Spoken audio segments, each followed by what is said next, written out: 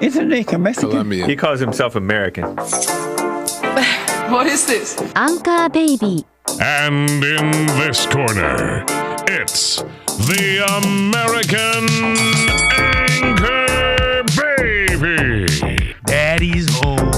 That's an offensive term. People find that hurtful. You mean it's not politically correct? Excuse me. I'll use the word anchor baby. You know, he's an anchor baby in Canada. Tell him we still rolling with Trump, too. Anchor baby, the whole thing sounds horrific. You're just making it sound like immigrants are these horrific, greedy people. Ustedes pueden aceptar mi negocio o aceptar las consecuencias. Plata o plomo. So you would be considered white, in my opinion. You're the blackest one in this room. I think so.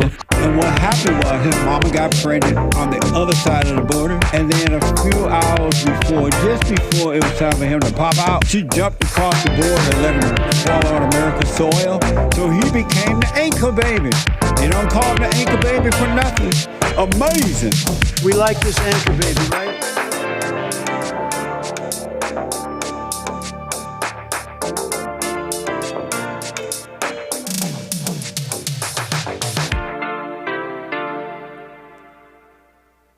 What is up, everybody? Welcome to my show. I'm the American Anchor Baby. Thank you for joining me today.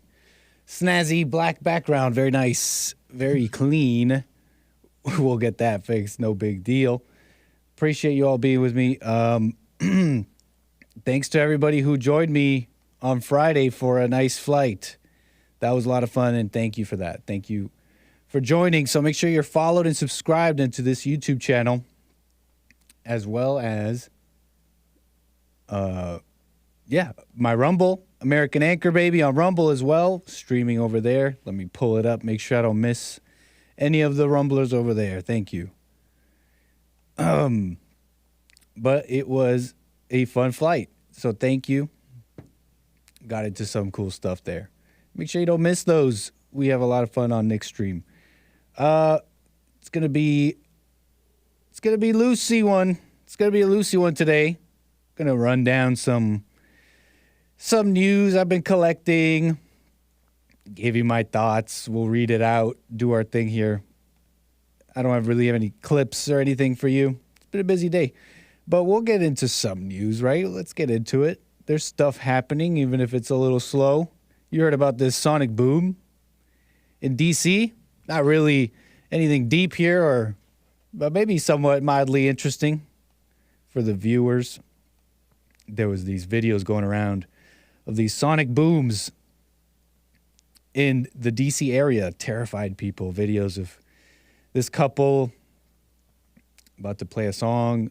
This woman about to film herself, all showing the boom, and then showing their reactions. And it ended up coming out that it was a plane, a rogue Cessna Citation. Yeah, that's the very same plane Nick's stream started with. Isn't that nice?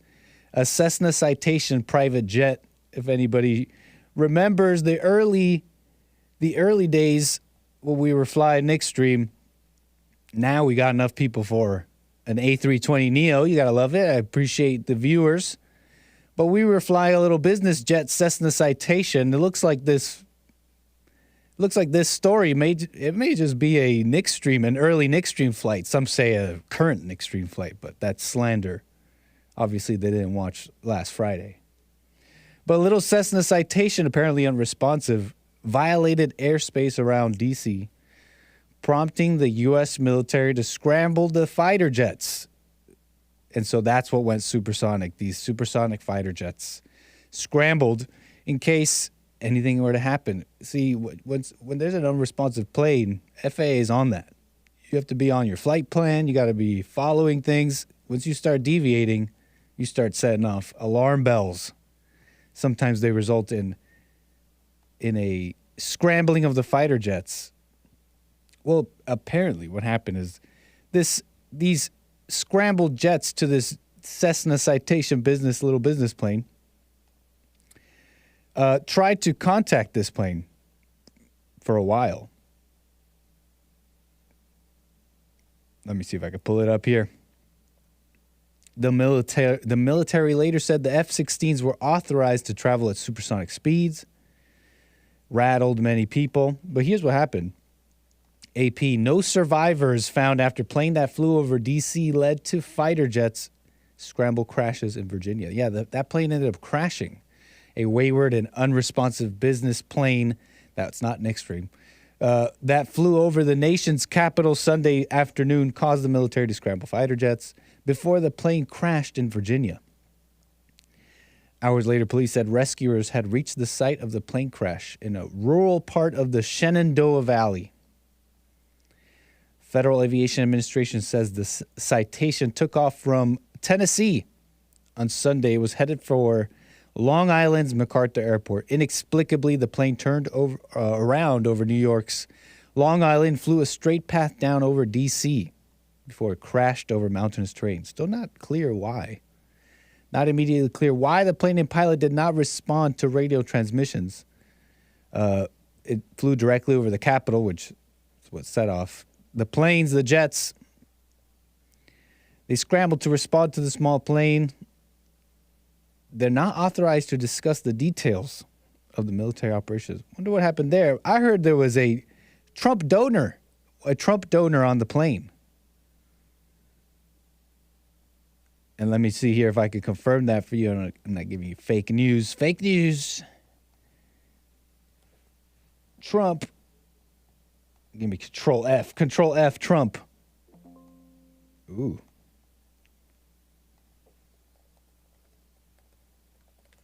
Apologies. Hold on. Trump donor whose family died in Washington.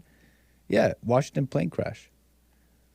Lost other daughter in diving tragedy. Ooh. A family of tragedies like the Kennedys. I heard the Kennedys had a lot of tragedies. Is that true? Leading Republican donor whose family members were killed in a plane crash in Virginia following the pursuit of the U.S. military jets. John Rumpel, Florida businessman and frequent contributor to Donald Trump's political operation. They got his donors. No, that's conspiracy. I'm just playing around there. That was a joke. Off the top of the head. They freaking went for his donors. Well, unfortunate circumstances with the conclusion of that story. But yeah, Rumpel, 75, millionaire owner of Florida's Encore Motors, said nobody could have survived the crash. It is believed the pilot of the jet lost consciousness en route from Tennessee to Long Island, causing it to stray into airspace over the Capitol. Incredible. Joe Biden was playing golf at the time. Anyways, but that's that on that maybe little piece of interesting news. But yeah, Trump donors on the plane. You know who's not for Trump? You got to take this in. You got to take this one in. Zelensky admits fear of Trump 2024. Begs for more Patriot missiles. This is Breitbart. Ukrainian President Volodymyr Zelensky admitted that he is afraid of a possible return of Donald Trump to the White House. In an interview with the Wall Street Journal, President Volodymyr Zelensky admitted he has concerns about the possible re-election of Donald Trump next year, saying that he was unsure how exactly the Republican leader would have reacted had Russia invaded during his presidency. Interesting, the people coming out against Trump, it's a club. And we've been talking about this on the show, here and there. And I've been showing you the big club that's behind, for example, DeSantis. They're all in, the money. Who was it? What was it that we were talking about? We were talking about the money and the influences behind Trump, behind DeSantis that have gone totally against Trump. They keep saying this. They keep repeating this line of thinking on a GOP that wants to move on from Trump, a MAGA without Trump. You keep hearing that. Well, we talked about the intellectuals and the money behind all that. These groups. What's another common indicator or what's it called? Another commonality amongst these groups and influences is their undying support for Ukraine. And I haven't heard Zelensky come out against any Did he say anything about Biden? Has he said anything about anybody else running? No. I'm pretty sure. Now, I could be wrong. You guys got to hit me up if I'm wrong here. Let me know if I'm wrong.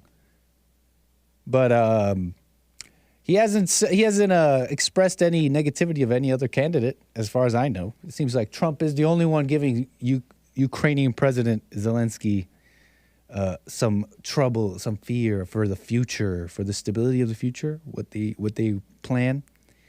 The Ukrainian head of state also praised the response of the Biden administration, so there you go, which has regularly handed over billions of dollars worth of weapons. Asked how he felt about Donald Trump, Zelensky admitted he was more comfortable with dealing with Biden and that the return of a Republican-led government could end up being difficult for his war effort. We all know that's a lie because it's not the return of a Republican-led government, no. No, because as things are, if we're going to look at it from the perspective of an entrenched person in the government who supports Ukraine, that could be anyone, Democrat, Republican. If we look at it from that standpoint, then really, strategically speaking, it really doesn't matter if it's a Democrat or a Republican. It just has to be the right candidate, right? It has to be the right one, because as we've seen, plenty of Republicans are psycho, are like gone psycho with their support of Ukraine. I say psycho because it's on its face, it's dressed up as a it's a support for these Ukrainians who've been horribly invaded. We're supporting peace. We want the good guys to win. Is how it's dressed up, but I call it psycho because it's just the all in for more death in the region, just without actually any plan or knowing or evidence that there's going to be a victory on their side. No justification for a so-called victory. Like, why should we be involved and why are they the good guys? So really, strategically speaking, it doesn't matter. As we've seen, Lindsey Graham. I showed you videos of DeSantis, who at one point was all like, oh, no, I don't know, we should audit or something like that. But basically, he was a lot more measured with his support for Ukraine and was very critical of the money. Then went with a full-throated support saying, oh, Putin's evil and we need to support this war. So like I said already, strategically speaking, it doesn't matter which side. So that's not quite true, Zelensky saying that a Republican-led government would be bad for him. It's really just Trump. President Biden is continuing the article here. President Biden is the president during a full-scale war, and he has been more helpful to us than President Trump, noting there was no war while Trump was in office. Well, whatever. In a situation like this, when there's support, you are afraid of changes. Well, you're afraid because he's made it quite clear. Trump has said he wants to end the whole situation there. And end the situation in Russia does not mean what a lot of these rhinos and Democrats have been saying, which is essentially fight until the very last Ukrainian. Only Ukraine can win. There is no concession. They will not. We can't let Ukraine concede the Donbass, the region which Russia, my apology, rather, has taken over in their most recent campaign and act of war or whatever. It's that region that's being fought over, the Donbass. Well, they say, no way we're going to give that up. No way America can allow Ukraine to give that up. A victory is only if that's reclaimed. Of course, that is a situation Putin has said numerous times he will not allow. So that's why I call it psychopathic, their support for this Ukrainian war.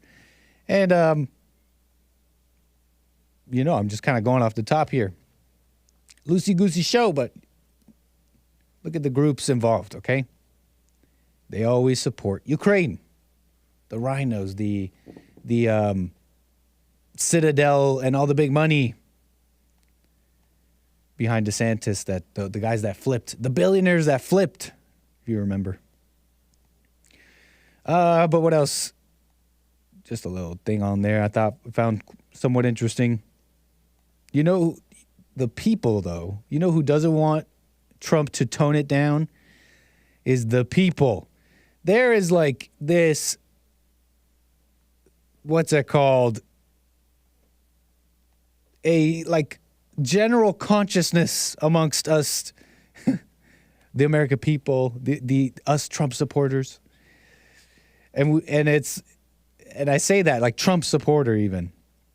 I think any of us who may call ourselves that know that it's the man, it's that too, but it's what he stands for. So it's not really just Trump, but that he's really for the country. There is a kind of common consciousness amongst us.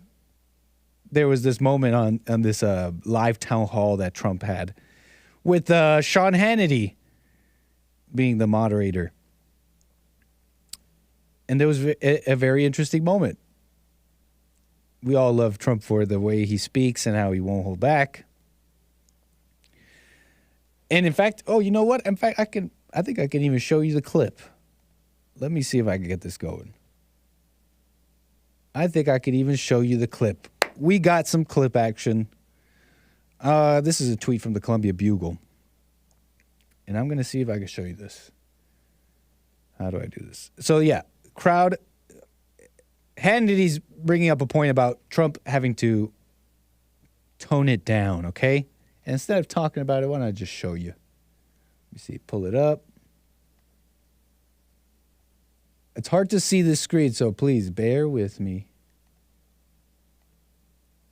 I can't see my mouse. Come on, let me see the clip. Technical. You guys should see what I'm doing with the screen right now, because it's this little square all the way up there in this monitor. Let's see if I can pull it up so at least I could see a little better. Okay, hold on. What a mess. There, this is what I'm looking at, and I can't even see my mouse. Oh my God. Oh no, I keep missing it. This is embarrassing, y'all. This is embarrassing. Okay, I got the clip. And let's go. This question before. Oh no. Run it. And it comes up a lot. People know that I've interviewed you all these years. I've known you almost 30 years. And people ask me and say to him, why does he have to fight so hard? Why doesn't he pick his fights a little more? Why does he have to call people names? And the only reason I think this is an important question is because... Can you guys hear this? I think everyone here tonight is likely voting for you, right? So... I don't know why the sound just ended. Well, this is a mess. I was trying to show you the clip. But basically, Hannity's telling him to tone it down. Why won't you be nicer? If I can summarize what he's saying here. Why won't, and his response, Trump's response was, if I wasn't tough, I wouldn't be here right now.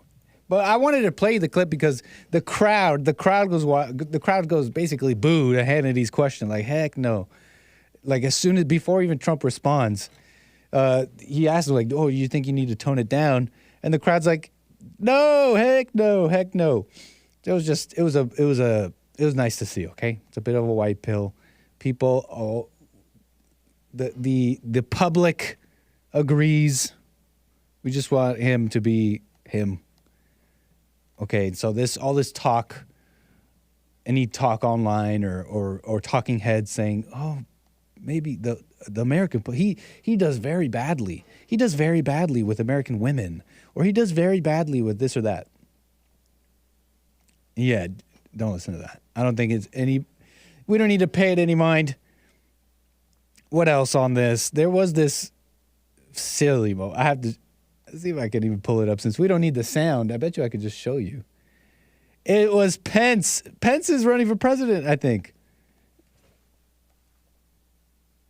Like what? Yeah, AP News, former Vice President Mike Pence files paperwork launching 2024 presidential bid to challenge Trump. Like, what's the strategy here? What's the, like, someone's got to explain this to me. Like, maybe it's, okay, iron sharpens iron. Let the best man win. Let's get different voices all and duking it out for the Republican primary for the best man. Okay, fine. Maybe that's the reason here, but I'm just trying to put together the campaign strategy here for Mike Pence. And what's the purpose here? What is it for the best man? It's just an interesting thing here. But why am I bringing this up? Because it was this dumb video. And it was Mike Pence in leather preparing to ride a motorcycle ahead of a campaign announcement. Now, the internet saying, cringe, look at him cringe in the leather. Maybe he's a biker. Maybe he's a total biker guy. And beneath the white-haired Republican and, well, I want to say manicured, but that's not the word. Just, well put together exterior. There's a rough and tumble biker. Does that sound ridiculous? Am I being ridiculous? Is that a ridiculous notion? Let me see if I can pull it up. Mike Pence. We got Pence in the boys. Several candidates speaking. I'm going to turn the sound off because I don't think the sound is working correctly. Later today at the Iowa Fairgrounds, you'll have Florida Governor Ron DeSantis, former UN Ambassador Nikki Haley, several others like 𒒏💄💄 Ramaswamy, the entrepreneur, will also be speaking later on today. That's at the Iowa Fairgrounds, just a short ride from here. Is that like super loud right now to you guys? Is that what's going on? I'm trying to mute this video so that it's not going so loud to you guys. But we got Pence and the bikers. Tough. Why does this feel like DeSantis V2? Like some people, like some old people got together in a room and they got together and they said, okay, how do we do this? How do we, for whatever reason, we don't want Trump. We want someone else. How do we do this? How do we do this, boys? Start brainstorming. Brainstorming. What do we need? What do we need? What do we need? We need a rock star. We need a rock star. Put Pence in leather. Run it. Run it. Nobody criticized the idea. We got a circle of old people. A circle of people in a room putting together Pence's campaign. We need a rock star. Biker. Run it. Do it. I don't care.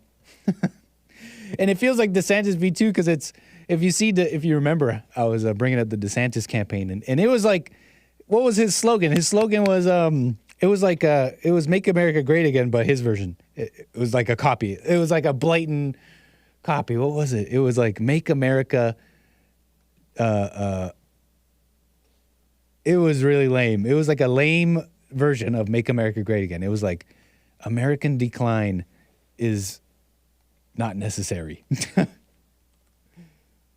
DeSantis. What was it? Anybody know? Anybody in the chat remember?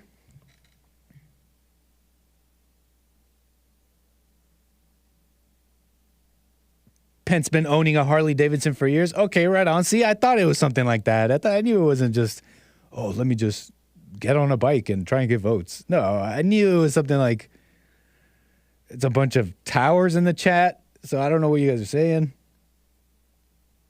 What a mess. What was the Keep America Adequate? That's funny, Will Cole. But it was something similar. I swear it was something similar. One of DeSantis's slogans was basically a watered down Make America Great Again. And it feels like that. Like some people got together in a room, said, how do we do Trump but not Trump? And then they came up with like a lame excuse, a lame response to the whole situation here. A lame response to the Trump campaign. Oh man, I can't remember it. Oh well.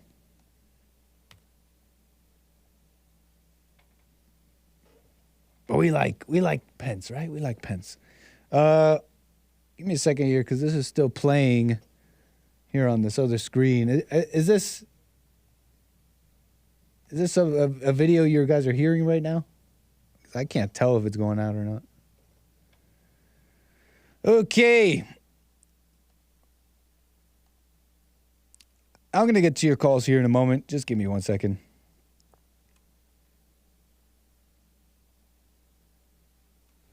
Make America beta. Oh, well. Who cares? Riding a motorcycle does not make you righteous. Ask the Hells Angels. Yeah, are they like, I mean, I've heard of biker gangs, but are they like particularly violent and do a lot of crime like other gangs? I don't know anything about biker gangs. Actually don't know anything about them now that I think about it. I just remember like, maybe it's because of my age or something, but biker gangs, I grew up and lived around the time when biker gangs were just like, they would just show up to hospitals and help sick kids. You know what I'm talking about here? Am I making sense to anyone? That's biker gangs to me. Them showing up to our biker gangs violent! Exclamation, question mark. What the F? Yes. Okay, geez, sorry. No, Nick, they were always violent. Yeah, I don't know. Maybe it's my age or something, but biker gangs I knew the biker gangs as the show up to the sick kids, and we're gonna have the what's it called? I want to say rally, but what is it when they're all in a line? They're all in the line. They do a ride. They do a big loud ride down the street, and they're doing it for Timmy. Doing it for Timmy because he got bullied. And Timmy, we're gonna show you this whole. Look at us tough looking bikers out here for Timmy. So bullies out there, you better not bully Timmy because look at us tough guys. And I'm speaking almost disparagingly of biker gangs, but those are not biker gangs, Nick. Okay, geez, look, okay, that's we get those riders all the time down here in the deep south. Well, okay, look, see, Jalinate knows. Maybe I shouldn't be shouting out Jalinate, but Jalinate knows what I'm talking about. That's how I know of biker gangs. Okay, thank you, Ogden Bell, with the documentary knowledge in the chat. Watch the movie Stone Cold. It's a documentary about biker gangs. Okay. Some people are laughing that might not be a documentary, but I'll get educated. Okay. Maybe Nick is thinking of Bikers Against Child Abuse. Maybe that's what I'm thinking of. All right, look, I didn't mean to trigger any bikers in the chat. I didn't mean to be like, ooh, tough guys, like disparagingly. Okay, I don't want to fight a biker. I'm not trying to start anything with no bike. Why don't you go ride down the street for Timmy? Thanks, Big Mama Obomba on over there at Rumble. Thank you for that. Thanks for the support on Rumble. Thinking of doing some Rumble exclusive shows this week. That's some interesting things happening that I'm not allowed to talk about on YouTube. I mentioned that YouTube is changing their rules about election stuff, and I got this awesome thing on the election things that I think would get me banned off YouTube. So we might have to do an exclusive Rumble show. That'd be nice. But I did this, I reported on the news that YouTube was changing their TOS, their guidelines, saying that they'll allow well, not that it was a secret, but where it was once a bannable offense to speak about any election shenanigans. They're saying it's allowed, at least according to an Axios report. I'm now seeing reports that that's not so true, that it's allowed with an asterisk. Should you speak about 2020, I think it might be cool with and if you don't believe it was all kosher over in the 2020 election, you might be allowed to talk about it.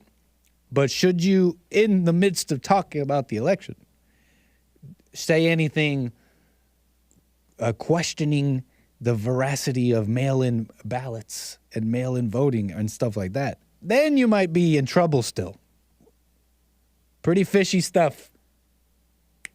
Pretty interesting. Huh? I am on Rumble. I almost said this person's name. Booty Warrior is this person's name in chat, okay? That's what this person's name in chat is. I must address this person, okay? And Booty Warrior is saying, get on Rumble, Nick. Why you not on Rumble? What the? But I am on Rumble. Rumble.com/American Anchor Baby. Hit me up. Hit me on the hip. I got a call here. Mark, you're on the air, sir. Thanks for your call. Go ahead. Thanks for taking my call, Nick. I wanted to talk about an incident that happened over the weekend. It could have been yesterday. I've only seen one report on it so far at Newsmax, but what happened was somewhere in South Carolina, an Asian market owner shot and killed a young Negro who came in with shoplifting. Okay, sorry. So this is a story of a shoplifter? Say again?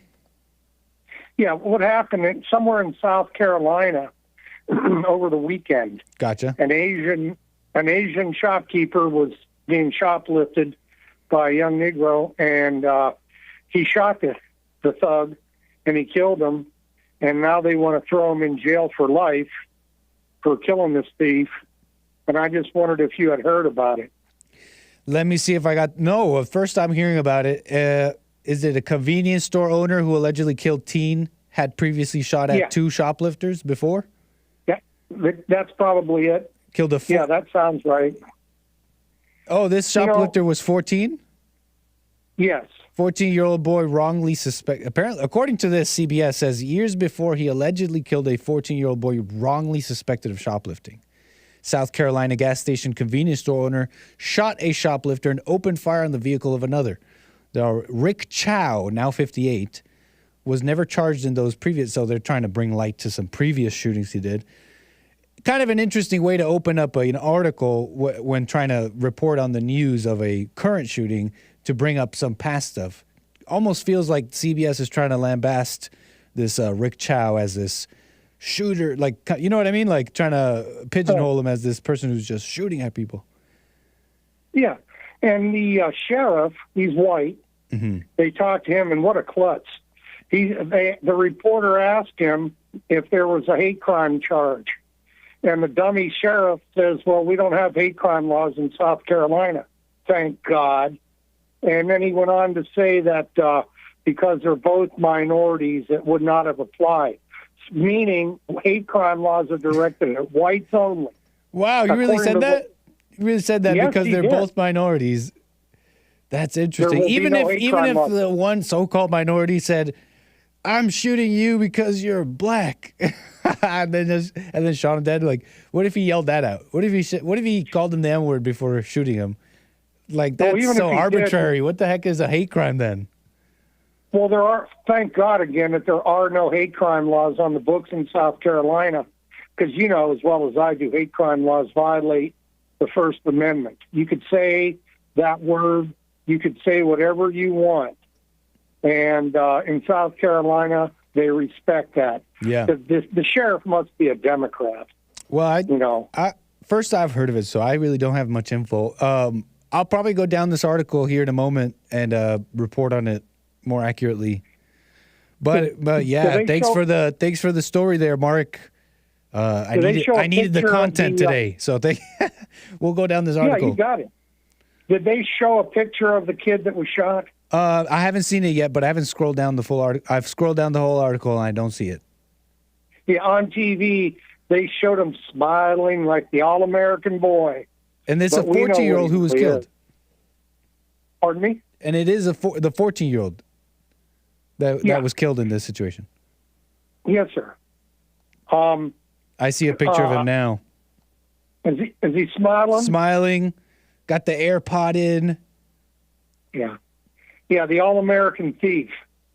But, you know, the enemies of America will celebrate this creep and try to demand can you give us, before I guess I'll get into the story a little bit after your calls to be more accurate here, but can you explain to the viewers here and help us out here a little bit, why is CBS saying this 14-year-old boy was wrongly suspected of shoplifting? Well, first off, CBS hates the white race. CBS News is anti-white. Colored broadcasting system. There's always that may be bias true, against. but even with their white hating and out of control like conspiracy theories like such as racism or anything like police brutality against blacks, I understand that their constant peddling of conspiracies and white hate, but even then CBS doesn't go around saying wrongly, like making a value statement such as this boy was wrongly suspected of shoplifting without reason. They usually would have a reason. Okay. Right. So I'm wondering if you know. Wait a minute. You're asking me how much of the story that I know? I'm asking you why CBS is saying this boy's wrongly suspected of shoplifting, because you're saying this store owner shot a shoplifter. Well, CBS is saying it was wrongly suspected of shoplifting. Wondering if you know why CBS is saying that. I understand they hate whites, but usually CBS, they wouldn't just say that without a reason. They're wondering if you know the facts. Okay, I agree. But don't forget, CBS, ABC, NBC, they all pushed the Russia hoax, and that was a provable lie. Mm-hmm. So they don't have any problem lying.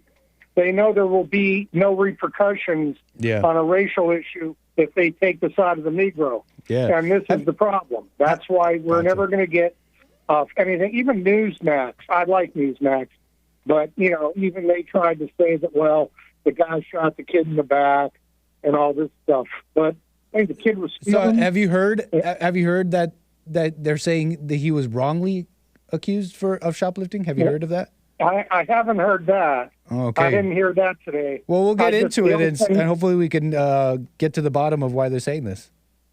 Fascinating. Thank you for the story, man. Can I say one other thing? Go ahead, please. You were mentioning motorcycle gangs. Yeah. Okay. A lot of these biker gangs do charity, like for sick kids and that. Right. But it's all a front. It's all a front. They want to try to rehab their reputation. And if you talk to any police officers, if you talk to any police officers who have dealt with these guys, as soon as they get out of the hospital or as soon as they get away from where they raise charity money, they're flipping off the cops. They're talking crap to the police. They're phonies, man. I know they're violent criminals. And the one thing I will say in their defense, at least with the Hells Angels, they remain a mainly white group, and they wear a swastika, not a hammer and sickle. And I would say that they're descendants of the Vikings. The Vikings did the same thing, except they used boats. And I'm not defending what the Hells Angels do. They're very antisocial.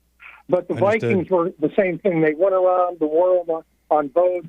They rampaged and pillaged and raped and murdered. And I think the Hells Angels and other biker gangs who emulate these guys are basically bad guys. Now, there may be some good biker gangs out there, Christian biker gangs or police biker gangs, but the outlaw motorcycle gangs, they're not good people at all, even if they do wear the swastika. That's just a natural instinct. That's a funny take too. Most people wouldn't say that. Even he's wearing a swastika, but he's not a good person, like I originally thought. Well, I mean, what I'm getting at, they instinctively know who the bad guys are, even though they're bad. And so, interesting scoop on the bikers. Thanks for that, Mark. Yeah, and they don't work. You'll never see a biker with a hammer and a sickle, because that's the symbol of a coward. That's Antifa's symbol, a hammer and a sickle. All right. Well, thanks, Mark. Thanks for that. Appreciate it. The scoop on that and the story. Real quick, you said antisocial. Out of just total side note, just curiosity. What do you think about being antisocial? Do you consider that immoral behavior? Well, they sell drugs. They put out hits on people to kill them. They're into extortion. Oh, that's what antisocial is? That's what antisocial means? Well, I think selling drugs would be considered antisocial. That's not a good thing to do. I never thought about that term in that way, but now that's an interesting way of looking at it. Yeah, I have to agree. Well, the thing about it is the Hells Angels would be considered right-wingers. When the Vietnam War was on up in Oakland, the Hells Angels kicked butt on the Peace Creek. On the ones that were the cowards who didn't want to win in Vietnam. Really? The Hells Angels confronted him up in Oakland and kicked some butt. And the cops had to protect the hippies. Really? You could look that up. Yeah, I'm gonna. 1966 in Oakland. Fascinating. Yeah, Sonny Barger and his boys kicked some butt on these peace creeps. Sonny Barger? So, Sonny Barger. Well, thanks for that. Yeah. Today, do some American education. Well, thanks for that, Mark. Yeah. I'm going to move the wheel, sir. Anything else? No, that's all. Thank you. No problem. Take care, Mark. Okay.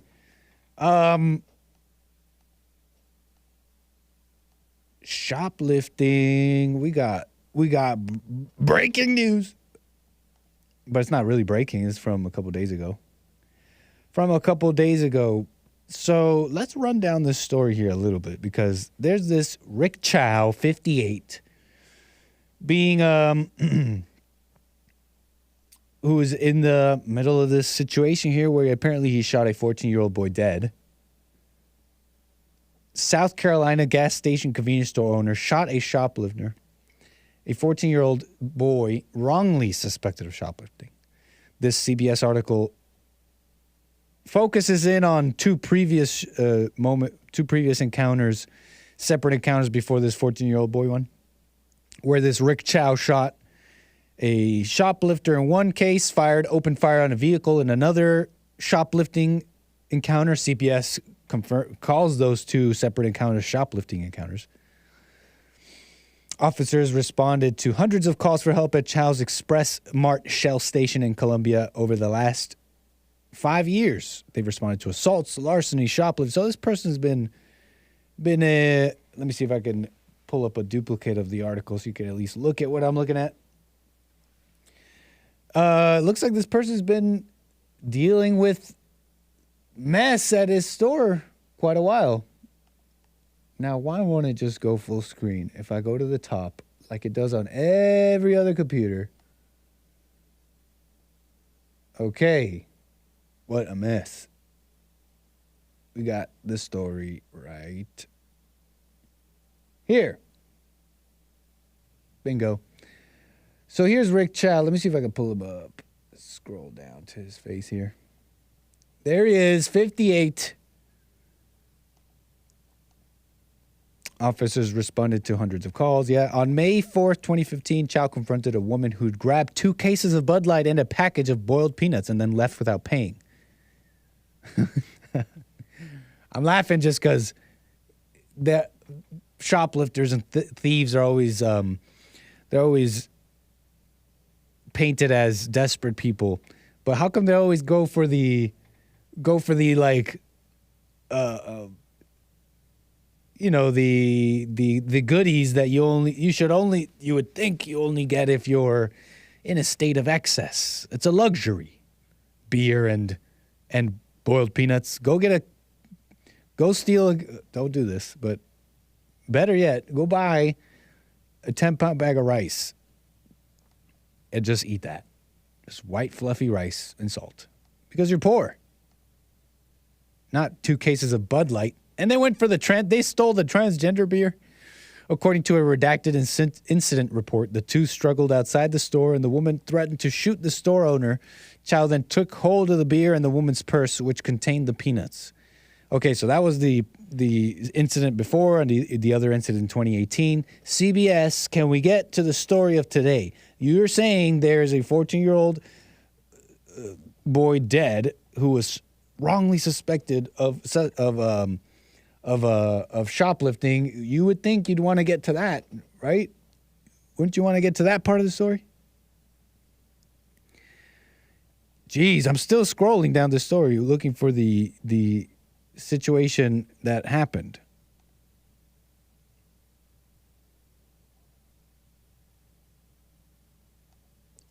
Let's try ABC. South Carolina teen falsely accused of shoplifting.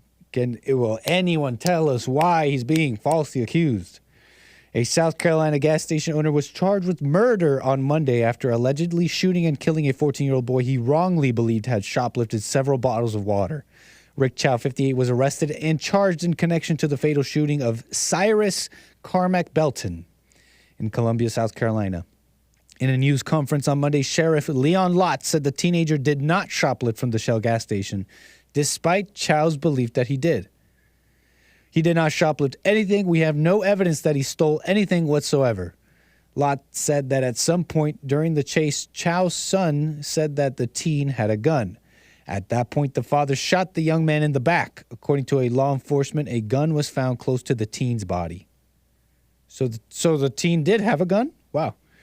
Right now, we don't have anything that says he did not have that gun on him, Lott said. So they just found a gun near the teen. And the sheriff here is saying they don't have any evidence that points to the gun not being the boy's. But Lott added that the investigation found that Chow did not have that gun pointed at him, and he did not fear for his life. So although the sheriff can't prove the gun was not the 14-year-old's, the sheriff is saying that Chow was not, that the young boy was not pointing the gun at Chow, so you didn't have anything to fear. You didn't have there was no reason for you to fear for your life. You don't shoot somebody in the back who's not a threat to you, Lott said, the sheriff said, adding that Cyrus was running away. Why was he running? I'm just asking why he was running. I'm not trying to insinuate that he really was a shoplifter. It's kind of unclear, the details we're reading right now, as we're reading this story right now. It's just a little weird. No evidence he was shoplifting at all. Had a gun. Was running away. You know, maybe he was afraid. There's this Asian man yelling at me that I shoplifted when I did no such thing and I have a gun on me. I need to get out of here. Maybe that's what happened. But, I mean, why did Chow think he was shoplifting, and how did the sheriff and how did law enforcement clear him of that shoplifting charge? Lott said the convenience store owner, who police said was armed with a pistol, and his son chased after the teenager towards an apartment complex. Cyrus fell during the chase, got up, and was allegedly shot in the back. According to the sheriff, the shooting was not a bias-motivated incident. Is this the hate crime thing that Mark was talking about? Ooh, here's another quote from the sheriff. Even if he had shoplifted 4 bottles of water, which is what he initially took out of the cooler, and then he put them back. Okay, we're getting some more info here. So this is a quote from the sheriff guy. Even if he had shoplifted 4 bottles of water, which is what he initially took out the cooler, and then put them back, even if he had done that, that's not something you shoot anybody over, much less a 14-year-old. You just don't do that. Now, that is an interesting statement. That is an interesting statement because it's almost an unnecessary one for the sheriff to make. He's this man who's in charge of figuring out the investigation. What were the motivations of the Asian man? What were the motivations of the boy? Was there actually any shoplifting? And deal with the facts of the situation. But he went out of his way to make this statement here and speculated about a possible situation that could have happened, where he said even if he had shoplifted these 4 bottles, which stands you have to ask the question. It begs the question, why would someone take out 4 bottles of water, put it back?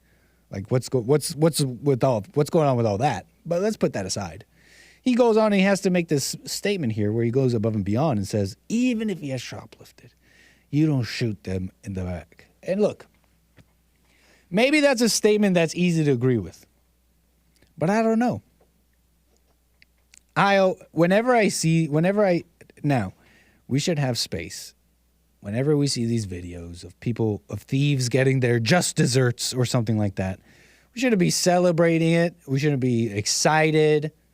We like we do on this show and on the other shows as well, but we definitely on this show, we like the facts, we like the story, we like the conspiracy theories, we like having fun, we talk about this or that, but above it all is we watch our reaction to what's going on, right? Whatever news story we bring up, whatever calls we take on this show, we watch our reactions.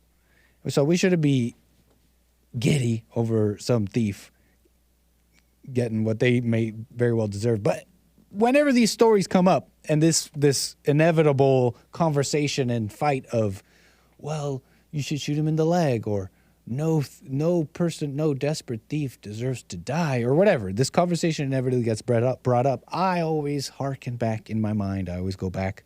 Not that I was there, but I think about the times when thieves weren't shown in this country, even where theft was regarded as a pretty egregious, like really egregious, because it's an infringement on what you're building.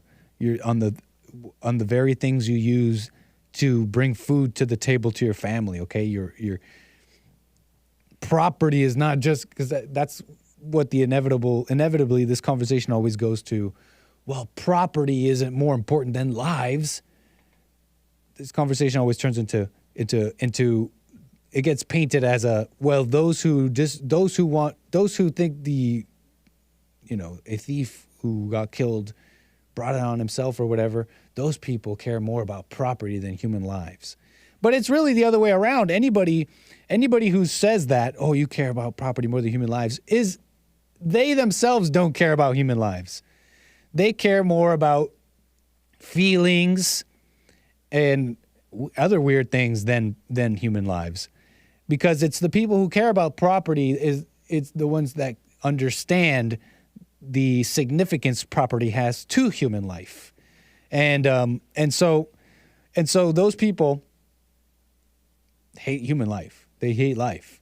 The people who say, oh, well, they're just desperate. For example, they're just a desperate person shoplifting. That person hates human life because that person is justifying the corruption of that person's soul. They're justifying way worse. Okay, sure, they may have gotten their some jerky, some beef jerky so they could eat for their family. Usually doubt that. But this person, for example, in this Rick Chow story, got those 2 cases of Bud Light because they needed it. But that person is corrupting themselves. They got the beer, they got the food, they got what they needed, aka, but they got worse mentally, spiritually. They just get worse and worse. So the people who are defending that, they don't care about life either. Worse so, I'd say, to a greater degree. They have a hatred of life to a greater degree. You know what I'm saying? Nah, I mean. What was I going to say? Where was I? Just kind of ramble. This is the ramble stream today. We're having fun. We're doing our thing. What the heck was I reading? Oh, yeah, Rick Chow. What else? What else about this? Whatever. Like I said, they don't care about human life. Thanks for the story there, Mark. I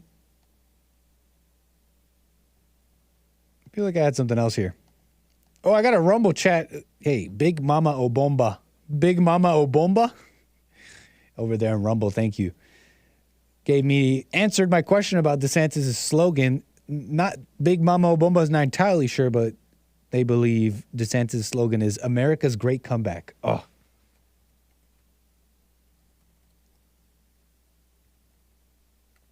Let me just check. Yeah. That's DeSantis' little slogan. Our great American comeback. But so you're just without giving the proper credit to the creator of it all, Make America Great Again, shown in the fact that he's even running against him. He goes and bogarts Make America Great Again and makes it lame and just says, our great American comeback. Dude, that's Make America Great Again. Like, that's just plagiarism. Sad. I got Devon from California on the air. Thanks for your call. Go ahead. What's going on? How you doing today, man? Just fine. Thanks for your call, man. Right on. I just wanted to call in. I know you were talking about the bike clubs and bike gangs and stuff like that.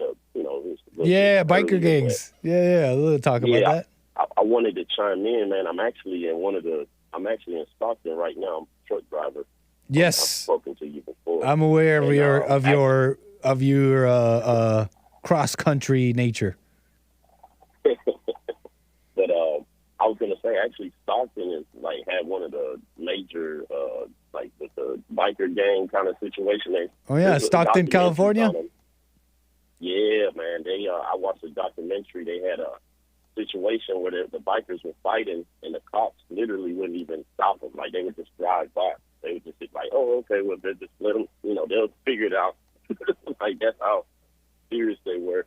Okay. I see a lot of Hell's Angels still too. I mean, Hell's Angel had a pretty crazy background back in the day too. There's some on the East Coast too. There's a lot of biker clubs too, man. I used to hang out with a lot of them in the Carolinas, and they like to party and hang out and do stuff. And there's some that's more like family oriented. There's some that's more younger crowd. You know what I mean? So you got different versions, different kind of backgrounds, different kind of history for each one. So. Oh wow! I see. I didn't know anything about that, so I find it all quite interesting, actually. So thank you for the info. Yeah, most of the time you have like prospects, like when you're trying to join a club. So you're a prospect for a while. A what? Say that again. A prospect. A prospect. Gotcha. Yeah, a prospect. Yeah. Check out like an initiate of the gang. Yeah, basically you gotta you gotta do the little whatever, or you gotta do extra stuff. You don't have your name or nothing on your leather. You're not patched in or whatever. It sounds like you're sounding like you got some inside knowledge. Don't say if you do. Oh yeah. I mean, like I said, I used to hang out with a lot of bikers in the Carolinas and in the North Carolina, Charlotte area. So are there black bikers? Guys. Yeah. There's there you go. One of the big ones on the West Coast is called Rare Breed. They're pretty popular. It's a lot of like doctors and like upscale kind of guys. Mm-hmm. Pretty wealthy dudes. I know a couple of those on the West Coast, and then on the East Coast they have like Sons of Solomon. They have trying to remember a couple of the other names. There's a couple other big ones on the East Coast. So it's kind of like you got the regions, and you have the Rough Riders. I know the rapper. Yeah. He was really popular. Yep. With the Rough Riders. I had a couple of friends that were Rough Riders. They tried to get me to. I'm not like a big individual fraternity thing. So to me, I'm not into that. Right on. Having an oath for being a part of something like that. I'm cool with everybody, but I'm not. Yep. Nah, I relate. Yeah, I can't really group up with, like, totally. Yeah. Like, totally group up. Hey, I was gonna say, man, I don't know if I did a super chat for you earlier, man. On this show today? Out, man. Yeah, on YouTube. Yeah, I did a super chat. Shouted you out, and JLP and Sean and if it was on the JLP show, we didn't get to all of them. So no, on your show. Oh man, I haven't even been looking. My bad. Yeah. Oh dang, I definitely see it right here. Cali Country, thank you, sir, for the super chat. Says shout out to US. Also, Hake, Joel, JLP, and Sean. Thanks for waking up the world. Thank you for the support, man. Appreciate that. Yes, sir. Yeah, I just had to chime in on the biker stuff, man. Just right to push me. But yeah, like I said, Rough Riders, Sons of Anarchy kind of plays off of some of the stuff, and it's not as serious as it was back in the day. Mm-hmm. There's too many cameras now, man. So you can't get away with the amount of stuff they were getting away with back in the day. I mean, but check out some of those documentaries about the biker clubs that were in Stockton, man. Yeah, just mine. I find this quite interesting for some reason. Yeah. But I just wanted to call and chime in with that, man. Nice, man. Well, thanks for the info, Devon. We're gonna move the wheels, sir. Thank you. God bless. All right. The camera killed the gangs. The cameras, the surveillance state killed the gangs. Oh, dang. My computer just shut down. Might be out of battery. Oh, man. Now I really have no show. You thought I had no show before? Now I really have no show. Now I have no computer. Oh, no.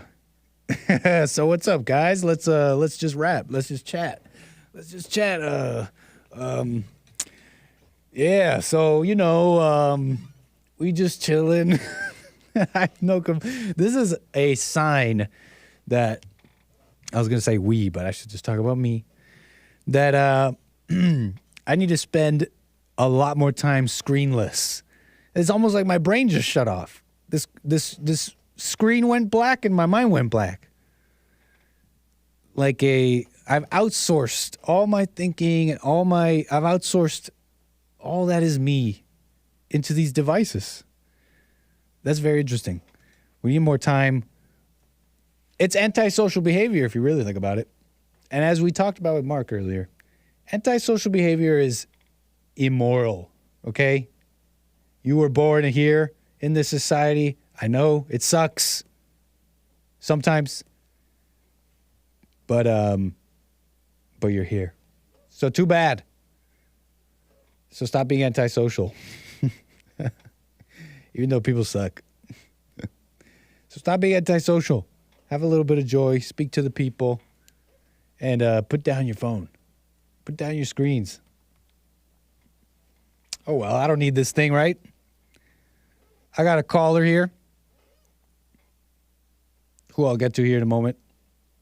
And I'll get to any super chats or whatever, I guess tomorrow, or as soon as this thing turns on.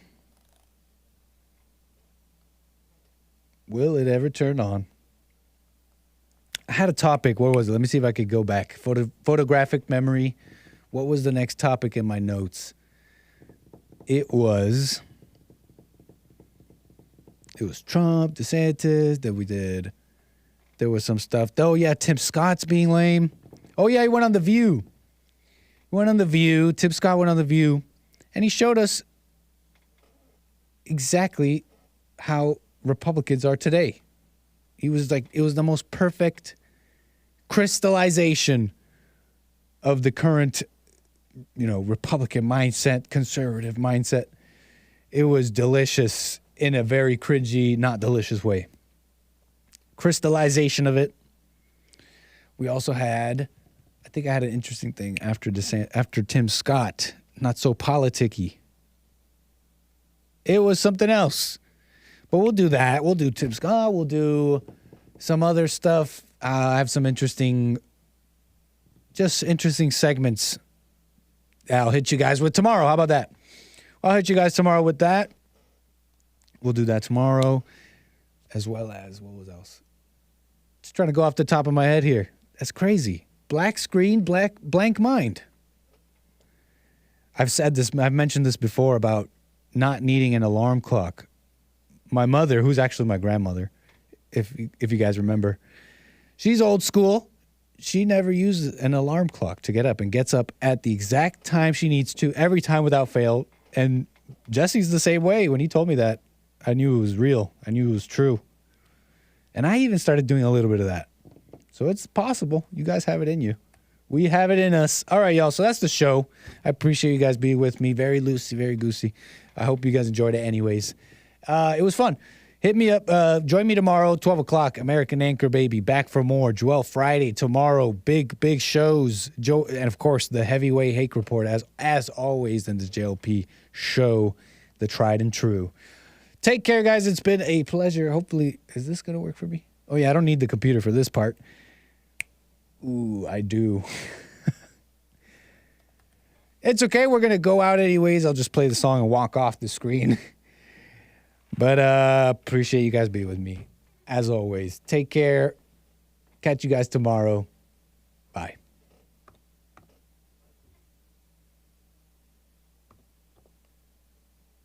Oh, no.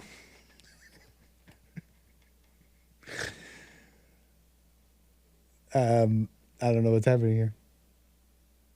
All right, y'all. I'm just going to walk off because it doesn't seem to be working. So, as always, a pleasure. American Anchor Baby. That was the show. Catch me tomorrow. Peace.